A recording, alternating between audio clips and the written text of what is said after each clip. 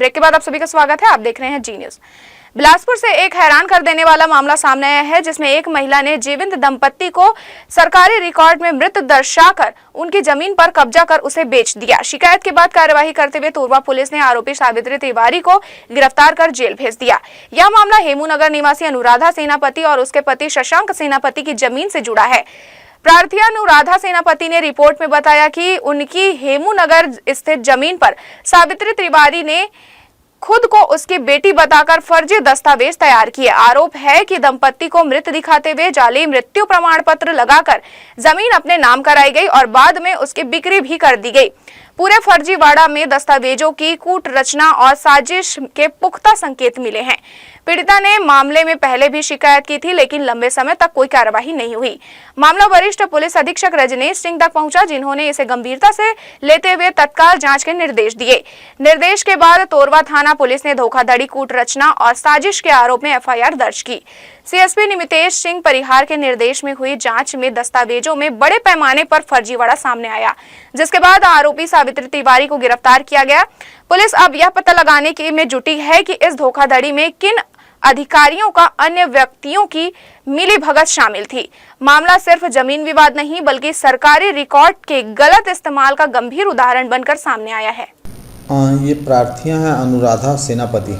इन्होंने थाना तोरवा में रिपोर्ट दर्ज कराई थी कि इनकी हेमूनगर में एक ज़मीन है, जिसको आरोपिया सावित्री तिवारी द्वारा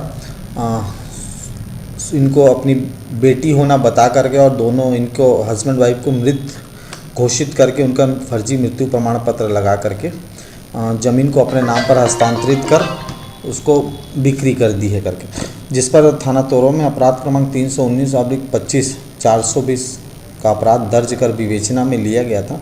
विवेचना के दौरान आज आरोपिया सावित्री तिवारी को गिरफ्तार किया गया है।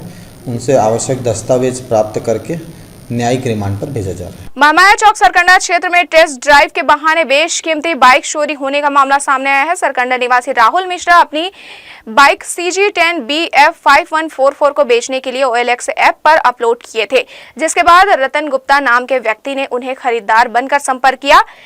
नियत स्थान पर पहुंचने पर संदिग्ध युवक रैपिडो बाइक से आया, जिसका चालक रोशन नाम का था। बातचीत के बाद युवक ने टेस्ट ड्राइव के बहाने बाइक ली और उसे लेकर निकल गया, लेकिन वापस नहीं लौटा। इससे राहुल को गाड़ी चोरी होने का संदेश हुआ। घटना 21 नवंबर 2025 की रात की करीब बताई जा रही है, 8:30 बजे की। घटना के बाद से आरोपी के दिए गए दोनों मोबाइल नंबर कभी बंद तो कभी चालू मिल रहे हैं, लेकिन कॉल रिसीव नहीं किया जा रहा है। पीड़ित राहुल मिश्रा ने मामले की शिकायत सरकंडा थाने में दर्ज करते हुए कार्यवाही की मांग की है। पुलिस ने शिकायत के आधार पर जांच शुरू कर दी है। बीच में मेरे साथ एक स्कैम हो गया, जिसपे मैं अपनी गाड़ी सेल करने के लिए डाला था OLX पे, और एक लड़का आया और मेरी गाड़ी को देखा और मेरे से बात किया और टेस्ट ड्राइव के लिए मेरी गाड़ी लेकर गया। वो जिसके साथ आया था बैठकर, मैं सोचा उसका दोस्त है और मैं उससे बात करने लग गया। फिर बाद में पता चला कि वो रैपिडो वाला है और वो मेरी गाड़ी जो लेकर गया वो दोबारा आया ही नहीं। सरकंडा थाना क्षेत्र में मकान बिक्री के नाम पर 40 लाख रुपए की ठगी करने वाले 2 आरोपियों को पुलिस ने त्वरित कार्यवाही करते हुए गिरफ्तार कर लिया। प्रार्थी अजीत शुक्ला ने रिपोर्ट में बताया कि परिचित दिनेश प्रताप सिंह ने भास्कर त्रिपाठी से मकान खरीद का सौदा कराकर 50 रुपए के स्टाम्प पर इकरारनामा कराया था। इकरारनामा के बाद भास्कर त्रिपाठी ने 36 लाख रुपए ऑनलाइन ले लिए, लेकिन तय समय में रजिस्ट्री नहीं कराई। बाद में दोनों आरोपियों ने मिलकर 40 लाख का फर्जी इकरारनामा तैयार किया और यह तथ्य छिपाया कि मकान पहले से बैंक में बंधक था। मामले की जानकारी वरिष्ठ पुलिस अधीक्षक रजनीश सिंह को दी गई, जिन्होंने तत्काल गिरफ्तारी के निर्देश दिए। इसके बाद अतिरिक्त पुलिस अधीक्षक राजेंद्र जायसवाल और CSP निमितेश सिंह के मार्गदर्शन में टीम गठित कर दोनों आरोपियों को हिरासत में लिया गया। पूछताछ में आरोपियों ने जुर्म स्वीकार कर लिया, जिसके बाद उन्हें 22 नवंबर को विधिवत गिरफ्तार कर न्यायिक रिमांड पर जेल भेज दिया। मामला सरकंडा थाना क्षेत्र का है। सरकंडा थाना में एक प्रार्थी के द्वारा थाने में आकर एक रिपोर्ट दर्ज करवाया गया कि उसके साथ तकरीबन 40 लाख रुपए की धोखाधड़ी 2 व्यक्तियों ने मिलकर की है, जिस पर पुलिस ने अपराध पंजीबद्ध किया था और इसमें 2 व्यक्तियों की पुलिस ने गिरफ्तारी की है। गिरफ्तार करने के उपरांत पुलिस ने उन्हें न्यायिक रिमांड पर भेजा है। अभरपुर में कार पार्किंग को लेकर हुए विवाद ने बीती रविवार रात गंभीर रूप ले लिया। मामला वार्ड क्रमांक 10 का है, जहां कार खड़ी करने की बात को लेकर दो पक्षों में कहासुनी बढ़ते बढ़ते मारपीट में बदल गई। आरोप है कि वार्ड क्रमांक 9 की भाजपा पार्षद के पति के भाइयों ने विवाद के दौरान प्रार्थी पर हमला कर दिया। घटना के दौरान प्रार्थी को ईंट से सिर पर वार किया गया, जिससे वह गंभीर रूप से घायल हो गया। घायल व्यक्ति को तत्काल अस्पताल ले जाया गया, जहां डॉक्टरों ने उसके सिर में 10 टाँके लगाए। पीड़ित पक्ष के अभनपुर थाना पहुंचकर मामला दर्ज कराया। अभनपुर पुलिस ने शिकायत के आधार पर एफआईआर दर्ज कर ली है और जांच शुरू कर दी है। पुलिस का कहना है कि प्रारंभिक जांच में पार्किंग विवाद के चलते विवाद होने की बात सामने आई है। आरोपियों की पहचान कर घटना के हर पहलू की जांच की जा रही है। गौरतलब है कि वार्ड क्रमांक 10 में कार पार्किंग को लेकर पहले भी कई बार विवाद की स्थिति बनी है, लेकिन रविवार रात हुई यह घटना सबसे गंभीर मानी जा रही है। क्षेत्र के लोगों में भी इस मारपीट को लेकर नाराजगी देखी जा रही है।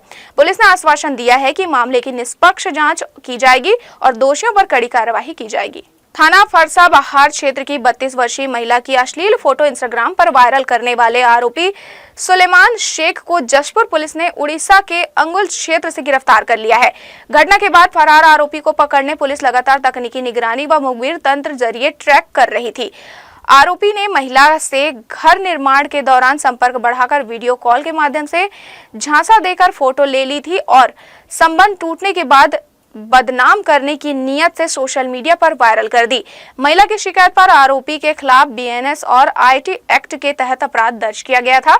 पुलिस की विशेष टीम ने कोलकाता व उड़ीसा में पीछा करते हुए उसे दबोचा और घटना में प्रयुक्त मोबाइल भी जब्त किया।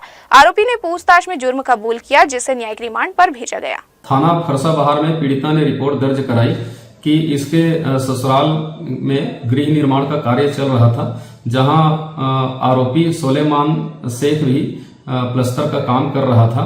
काम के दौरान पीड़िता से काम के बहाने उसका मोबाइल नंबर ले लिया और पीड़िता से बातचीत करने लगा।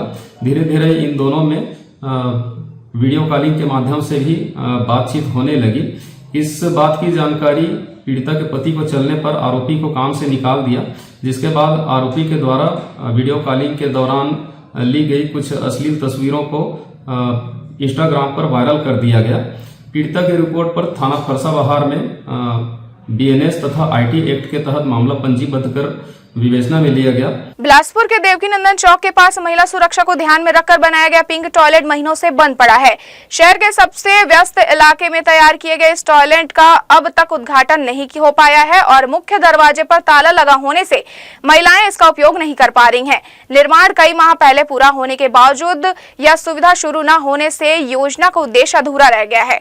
रोजाना इस रास्ते से गुजरने वाली महिलाओं का कहना है कि यदि टॉयलेट को बंद ही रखना था तो इसे बनाया क्यों गया है। जरूरत पड़ने पर उन्हें असुविधाजनक और असुरक्षित जगहों का सहारा लेना पड़ता है। स्थानीय लोगों का कहना है कि तैयार सुविधा को बंद कर रखना प्रशासन की कार्यशैली पर सवाल खड़े करते हैं। फिलहाल पिंक टॉयलेट कब शुरू होगा इसकी कोई तारीख तय नहीं की गई है। महिलाएं अब इसका इंतजार कर रही हैं कि यह सुविधा आखिर कब उनके लिए खोली जाएगी। देवकीनंदन चौक में जब से टॉयलेट बना है तब से बंद पड़ा है और लेडीज लोग के लिए बना है, तो आदमी खुले में शौच थोड़ी ना करे। इसके लिए तो कुछ सुरक्षा खोलना चाहिए इसको, तब तो आदमी को होगा ना। आते जाते लोग क्या करेंगे, जब बनाए तो खोल के रखना चाहिए भाई इसको। जब से देखते हैं रोड में चलते हैं तब से बंद पड़ा है, ये चालू होता ही नहीं है, तो जाए कहाँ। सुकमा जिले में सुरक्षा बलों के सामने एक बड़ी सफलता हाथ लगी है। जिले में सक्रिय 15 नक्सलियों ने मंगलवार को आत्मसमर्पण कर मुख्यधारा में लौटने का निर्णय लिया है। आत्मसमर्पित नक्सलियों पर कुल 48 लाख रुपए का इनाम घोषित था। इनमें 4 नक्सलियों पर सबसे अधिक 8-8 लाख रुपए जबकि 2 पर 5-5 लाख रुपए का इनाम था। सभी नक्सलियों ने सुकमा के पुलिस अधीक्षक किरण चौहान के समक्ष आत्मसमर्पण किया। पुलिस अधिकारियों के अनुसार आत्मसमर्पितों में 5 महिला नक्सली भी शामिल है जो लंबे समय में संगठन में सक्रिय थी। बताया गया कि ये सभी नक्सली कई गंभीर नक्सली घटनाओं में शामिल रहे हैं और पुलिस तथा सुरक्षा बलों पर हमले की साजिशों का हिस्सा रह चुके हैं। प्रशासन द्वारा लगातार चलाया जा रहा है पुनर्वास अभियान सुरक्षा बलों का दबाव और मुख्य धारा में लौटकर सामान्य जीवन जीने की इच्छा ने इन नक्सलियों को आत्मसमर्पण करने के लिए प्रेरित किया। आत्मसमर्पण करने वाले सभी नक्सलियों को शासन की पुनर्वास नीति के तहत आवश्यक सहायता प्रदान की जाएगी। उन्होंने उम्मीद जताई कि यह कदम क्षेत्र में शांति स्थापित करने में अहम भूमिका निभाएगा। दक्षिण पूर्व मध्य रेलवे के रायगढ़ कोतरलिया रेलखंड में ऑटोमेटिक सिग्नल प्रणाली के तहत लिए जा रहे तकनीकी अपडेट के लिए रविवार को निर्धारित 4 घंटे तक नॉन इंटरकॉलिंग कार्य सफलतापूर्वक पूरा कर लिया गया। रायगढ़ स्टेशन में 11:15 और कोतरलिया स्टेशन में 11:25 में शुरू हुआ कार्य समय पर समाप्त करते हुए क्रमशः 2:25 पर और 2:20 पर रेल परिचालन सुरक्षित रूप से बहाल किया गया। इस दौरान दोनों स्टेशनों के इलेक्ट्रॉनिक इंटरकॉलिंग में आवश्यक तकनीकी संशोधन किए गए। महत्वपूर्ण सिग्नल कार्यों के साथ ही चक्रधर नगर नए स्टेशन का भी सफल कमीशनिंग किया गया, जिससे इस पूरे रेल खंड में संचालन क्षमता, संरक्षा तथा ट्रैफिक प्रबंधन की दक्षता में उल्लेखनीय वृद्धि होगी। दक्षिण पूर्व मध्य रेलवे ने सभी कार्य समयबद्ध और सुरक्षित तरीके से पूरे कर सुगम व विश्वसनीय रेल परिचालन सुनिश्चित किया है, जिससे यात्री तथा माल परिवहन दोनों को सीधा लाभ मिलेगा। तो यह थी इस बुलेटिन की खबरें। देश विदेश की तमाम खबरें बने रहिए जी न्यूज के साथ। मुलाकात होगी अगले बुलेटिन में, तब तक के लिए मुझे दीजिए इजाजत। नमस्कार।